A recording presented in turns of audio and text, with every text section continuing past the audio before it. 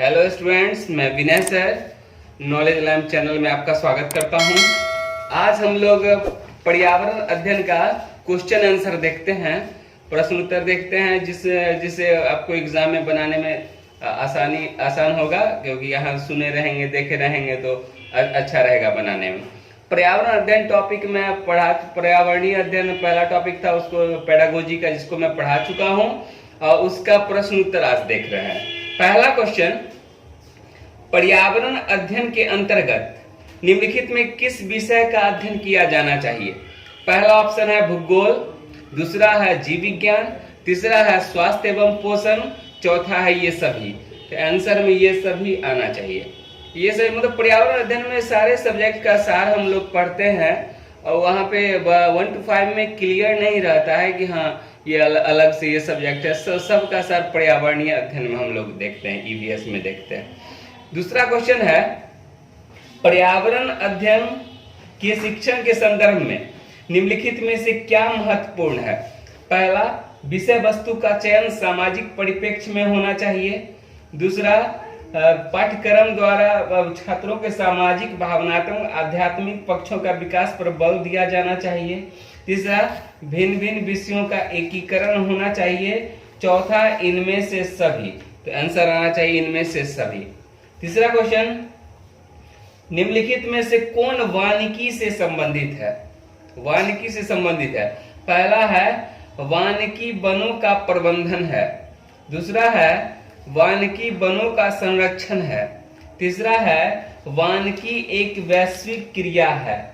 तो आपके दिमाग में आना चाहिए, वानिकी में तीनों आता है, ए बी सी तीनों, 1 2 3 जो जितना भी ऑप्शन बोले हैं, ये तीनों जिसमें रहेगा उसको हम लोग टिक कर सकते हैं। वनों का प्रबंधन भी है, वनों का संरक्षण भी है, और एक वैश्विक क्रिया भी है। चौथा क्वेश्चन, पर्यावरण अध्ययन के शिक्षक होने के नाते आपके लिए निम्नलिखित में से क्या सर्वाधिक महत्वपूर्ण है?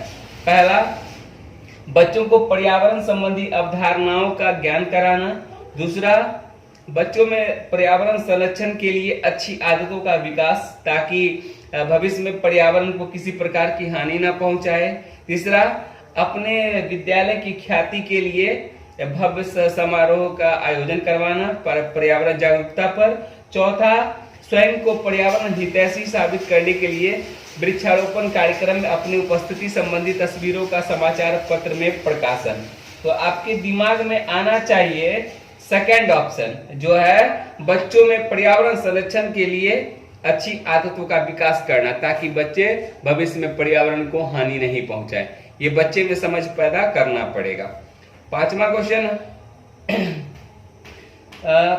हम लोग देख रहे हैं, पर्यावरण अध्ययन के संदर्भ में निम्नलिखित में से कौन कथन सत्य नहीं है?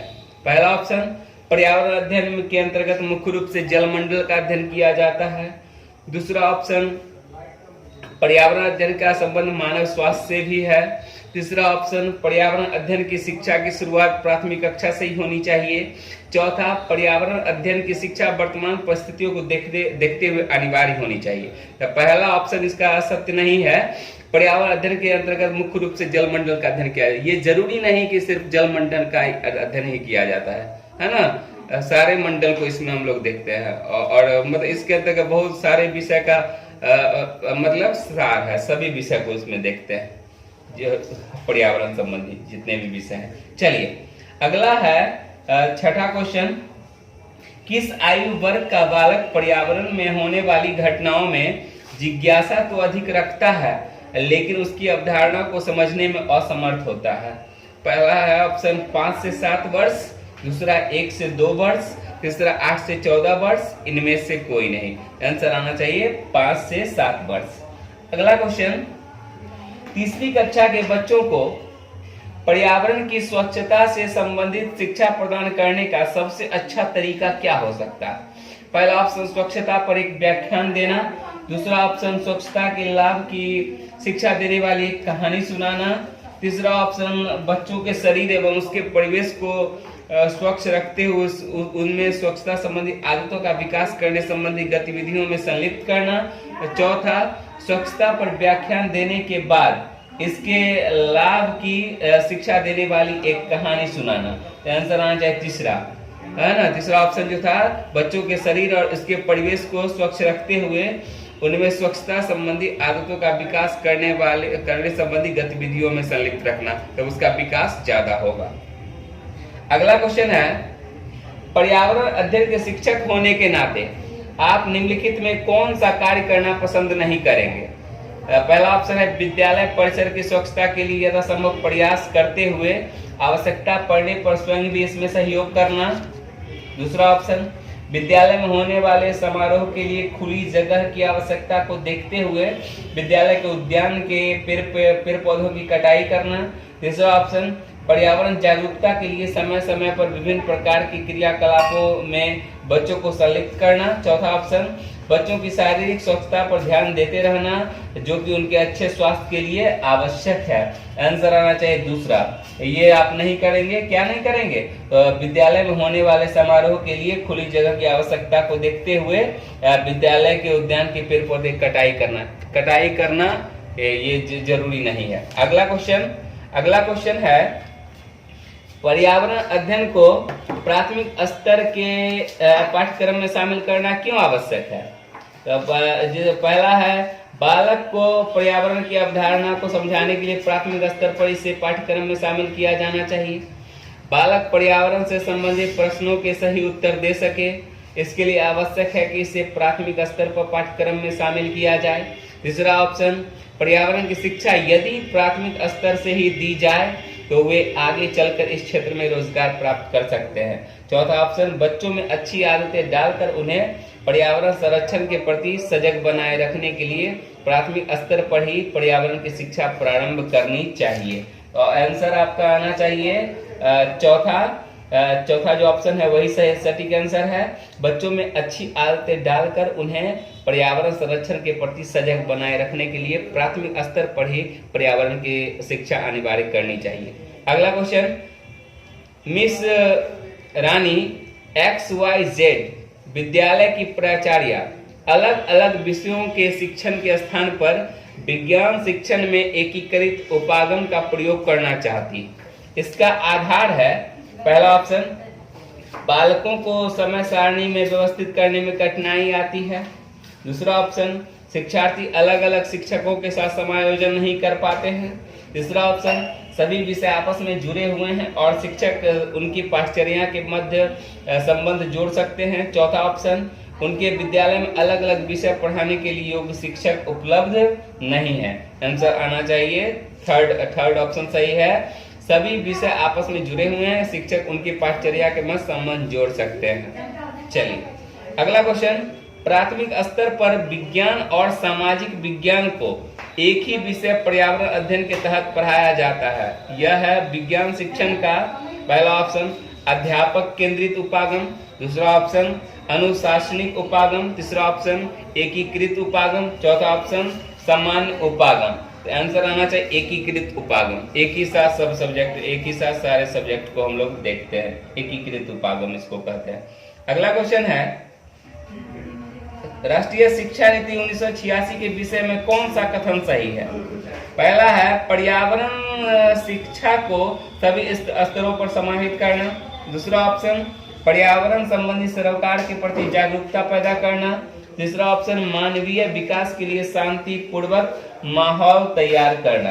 आंसर आना चाहिए तीनों इसमें 1986 के शिक्षा नीति में कहा गया है। चलिए अगला क्वेश्चन है, एकीकृत पर्यावरण अध्ययन के संबंध में कौन सा कथन सही है? पहला ऑप्शन, इनमें अलग अलग विषयों के शिक्षण के स्थान पर सभी विषयों को सम्मिलित रूप के शिक्षण पर ध्यान दिया जाता है। दूसरा ऑप्शन, एकीकृत उपागम व्यवहारिक ज्ञान पर भी जोर देता है। तीसरा ऑप्शन, यह उपागम छात्रों के साथ साथ शिक्षकों के लिए भी उपयोगी होता है। तो आंसर तीनों होना चाहिए, तीनों सही है। एकीकृत पर्यावरण अध्ययन में तीनों बातों को रखी गई। अगला क्वेश्चन है, एकीकृत उपागम के अंतर्गत पाठ्यक्रम निम्न में से किस सिद्धांत पर आधारित होनी चाहिए? पहला है, जीवन केंद्रित सिद्धांत पर। दूसरा ऑप्शन, व्यवहारिक पक्ष के सिद्धांत पर। तीसरा ऑप्शन, विषयों की समन्वित इकाई के सिद्धांत पर। तो आंसर आपका आना चाहिए सभी, है ना? सभी सिद्धांत को फोकस करती। अगला क्वेश्चन है, एकीकृत उपागम की व्यवस्था करते समय ध्यान देना चाहिए। पहला ऑप्शन, विषय वस्तु को सरल से कठिन की ओर संगठित करने में। दूसरा ऑप्शन, पाठ्यक्रम की विभिन्न इकाइयों को क्रमबद्ध रूप से व्यवस्थित करने में। तीसरा ऑप्शन, मंद बुद्धि एवं पिछड़े छात्रों की अधिगम गति को बढ़ाने में। चौथा, इनमें से सभी।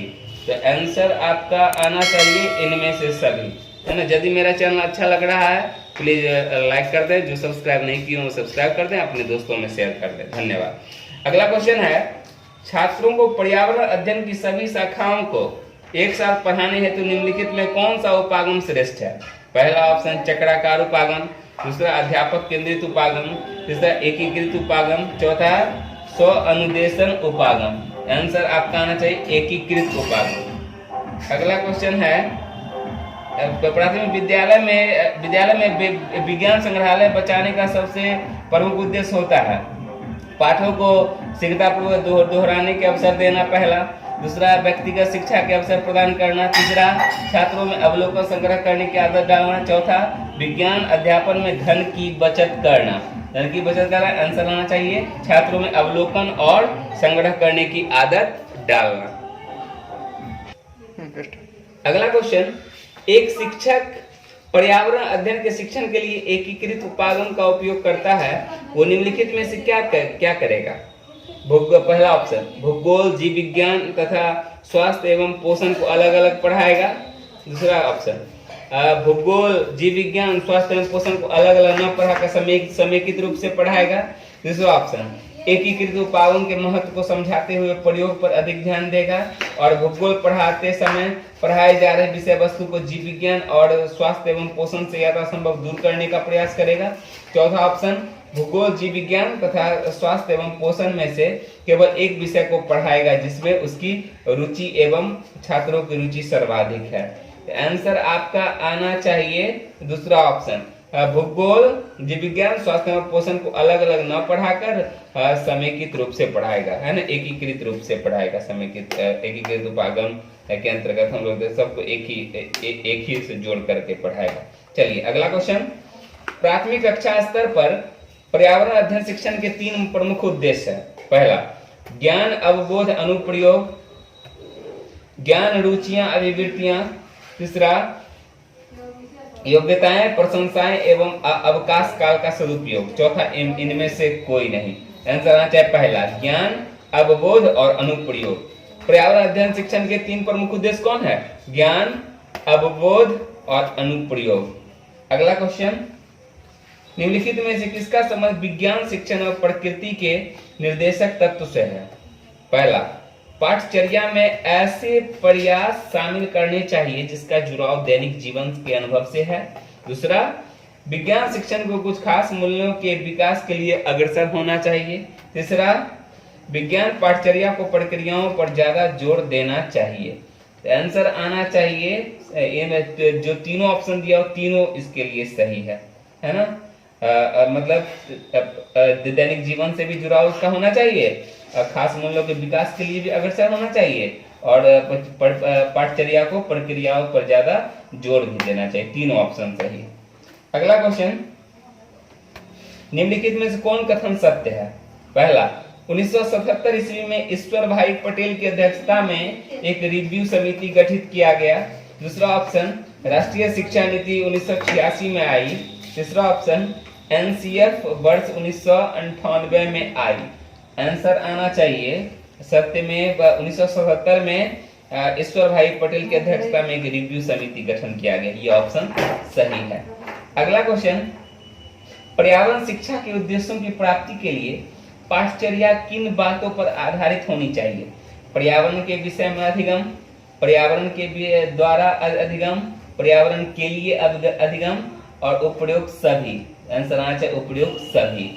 अगला क्वेश्चन, पर्यावरण शिक्षा का मुख्य जोर विद्यार्थियों को अपनी वास्तविक दुनिया जिसमें वो रहते हैं और जो डैश और डैश से रूबरू कराना है। पहला ऑप्शन, प्राकृतिक राजनीतिक। दूसरा ऑप्शन, आर्थिक प्राकृतिक। तीसरा ऑप्शन, प्राकृतिक सामाजिक। चौथा ऑप्शन, सामाजिक आर्थिक। आंसर आना चाहिए प्राकृतिक और सामाजिक। पर्यावरण शिक्षण का मुख्य जो विद्यार्थियों को अपनी वास्तविक दुनिया जिसमें वो रहते हैं और जो प्राकृतिक और सामाजिक है से रूबरू कराना है। अगला क्वेश्चन, पर्यावरण शिक्षा से संबंधित अवधारणाएं बहुतायत में डैश इन पाठ्य पुस्तकों में पाई जाती है। जीव विज्ञान एवं रसायन शास्त्र, भौतिकी एवं भूगोल, अर्थशास्त्र एवं सामाजिक शास्त्र, उपयुक्त सभी। आंसर आना चाहिए उपयुक्त सभी। चलिए अगला क्वेश्चन है, निम्नलिखित में से कौन सी अंतरराष्ट्रीय एजेंसियां पर्यावरणीय शिक्षा के कार्यक्रम के लिए सहयोग देती है? पहला यूनेस्को, दूसरा यूनिसेफ, तीसरा विश्व बैंक, चौथा यूनेप।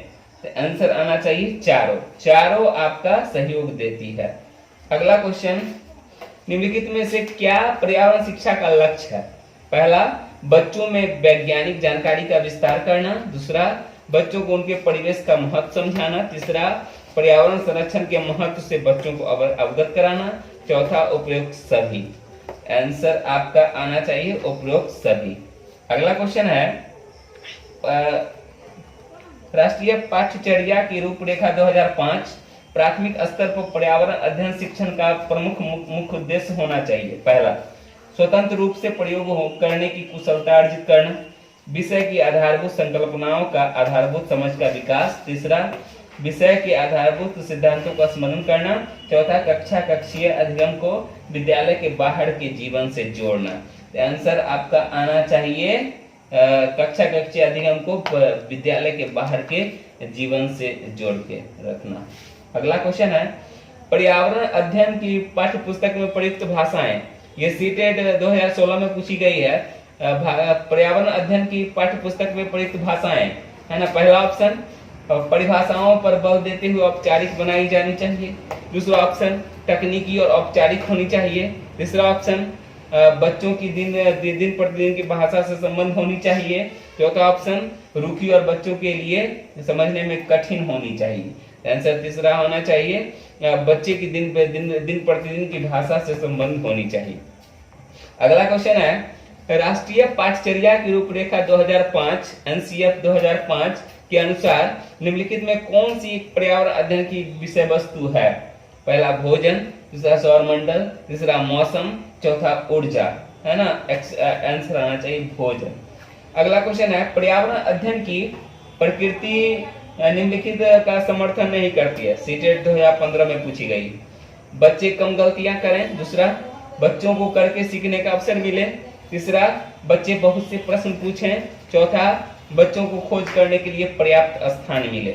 आंसर आना चाहिए बच्चे कम गलतियां करें का समर्थन नहीं करती है क्या पर्यावरण अध्ययन की प्रकृति। अगला क्वेश्चन, प्राथमिक स्तर पर ईवीएस की पढ़ाई का एक प्रमुख उद्देश्य है। विषय की, पहला ऑप्शन है विषय की मुख्य संकल्पनाओं की गहन समझ विकसित करना, दूसरा ऑप्शन है अगले स्तर पर अध्ययन के लिए विद्यार्थियों को तैयार करना, तीसरा ऑप्शन है कक्षा के विद्यार्थी के लिए विद्यालय से बाहर के जीवन को संबंध कराने के लिए सहायता करना, चौथा है स्वतंत्र रूप से हस्तसिद्ध क्रियाकलापों को करने का कौशल अर्जित करना। आंसर आना चाहिए कक्षा की विद्यार्थियों को शिक्षार्थी के विद्यालय से बाहर के जीवन से संबंध करने में सहायता करना। अगला क्वेश्चन है, प्राथमिक स्तर की अच्छी ईवीएस पाठ्यचर्या में क्या होनी चाहिए, है ना। पहला है पाठ के अंत में अधिक अभ्यास प्रश्न सम्मिलित करना, दूसरा है अपने आसपास को खोजने के अवसर प्रदान करना, तीसरा है संकल्पनाओं की विस्तृत व्याख्या पर अधिक एकाग्रता देना, चौथा है पाठों की यथार्थ की परिभाषा पर अधिक बल देना। आंसर आना चाहिए अपने आसपास के खोजने के अवसर प्रदान करना। और अगला क्वेश्चन है